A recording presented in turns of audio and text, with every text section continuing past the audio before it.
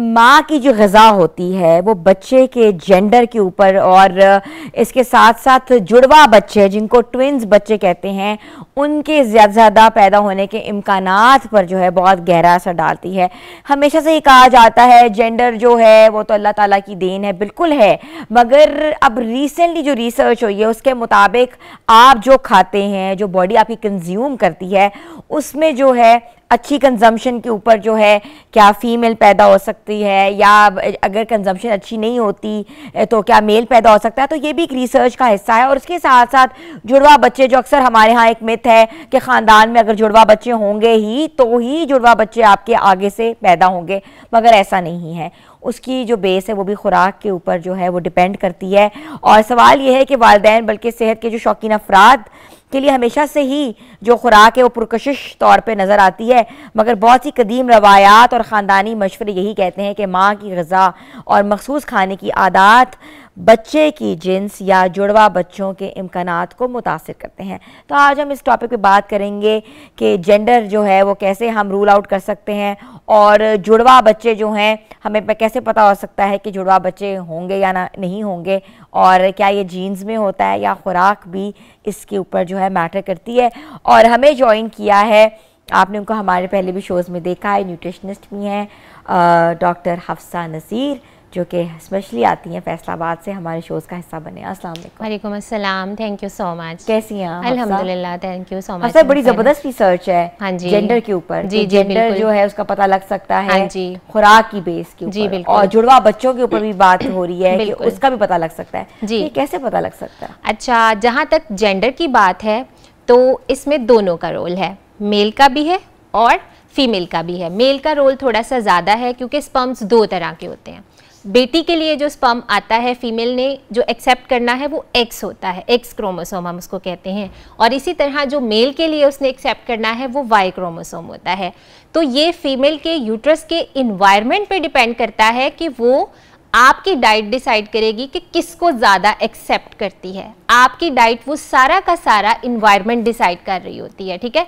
तो अगर आप फीमेल हैं और आपकी यूट्राइन जो इन्वायरमेंट है वो अल्कलाइन है, ज़्यादा अल्कली की तरफ है, तो उसमें ज़्यादा चांसेस होते हैं कि वो वाई क्रोमोसोम को एक्सेप्ट करेगी, मेल को एक्सेप्ट करेगी। और इसी तरह मेन स्पर्म्स भी जो मेल्स के लिए आते हैं वो बहुत एक्टिव स्पर्म होते हैं, लेकिन लाइट स्पर्म होता है वो, तो वो जेंडर ज़्यादा है कि बेटा आएगा। और इसी तरह अगर माँ को आयरन पूरा है, बहुत सारी रिसर्चेज जो हैं, ये तो बहुत ज़्यादा प्रूवन रिसर्चेज हैं कि वो फीमेल जो आयरन डेफिशिएंट है वो फीमेल के साथ ज़्यादा कंसीव करती हैं एज़ कम्पेयर टू वो वाली फीमेल जो आयरन डेफिशिएंट होती हैं, वो उनमें जो है वो फीमेल कंसेप्शन है, और जिनका आयरन अच्छा होता है वो मेल को ज़्यादा कंसीव करने के चांसेस होते हैं।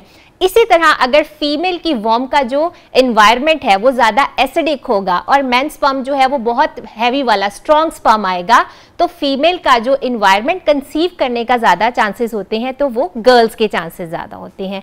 तो इसमें सारी की सारी आपकी डाइट का रोल, आपके लाइफस्टाइल का रोल सबसे ज्यादा है कि आपकी बॉडी में आपका क्या इन्वायरमेंट। अच्छा, आपने बात की अल्कली की, तो अल्कली बेस के अंदर कौन सी डाइट आती है? अल्कली में ज्यादातर जब हम बात करते हैं तो उसमें सारी की सारी पोटेशियम रिच फूड्स आ जाती हैं और सोडियम का इस्तेमाल आ जाता है, और वो वाले ग़िज़ाएं जो ज़मीन के अंदर हैं, जैसे कि शकरकंदी। जब हम पोटेशियम की बात करते हैं, जितनी भी हमारी ग्रीन सब्जियां हैं, सारी की सारी ग्रीन वेजिटेबल्स, जितने भी ग्रीन्स हैं, बहुत अच्छा पोटेशियम का सोर्स है। जितनी भी सब्जियां वो फीमेल्स जो ज़्यादा इस्तेमाल करती हैं, तो उनका जो है वो बॉडी का इन्वायरमेंट ज़्यादा अल्कलाइन रहता है, तो इसमें ज़्यादा चांसेस होती हैं कि वो मेल्स के साथ कंसीव कर सकती हैं। इसके साथ स्वीट पोटैटो जिसे हम कहते हैं शकरकंदी, उसमें, और जितनी मूली है जो ज़मीन के अंदर है, आलू का इस्तेमाल जो फीमेल ज़्यादा करती है, तो उनकी बॉडी में अल्कलाइन ज़्यादा इन्वायरमेंट रहता है, तो वो वाई क्रोमोसोम को, यानी कि स्पर्म्स में वाई को ज़्यादा इन्वायरमेंट देंगी कि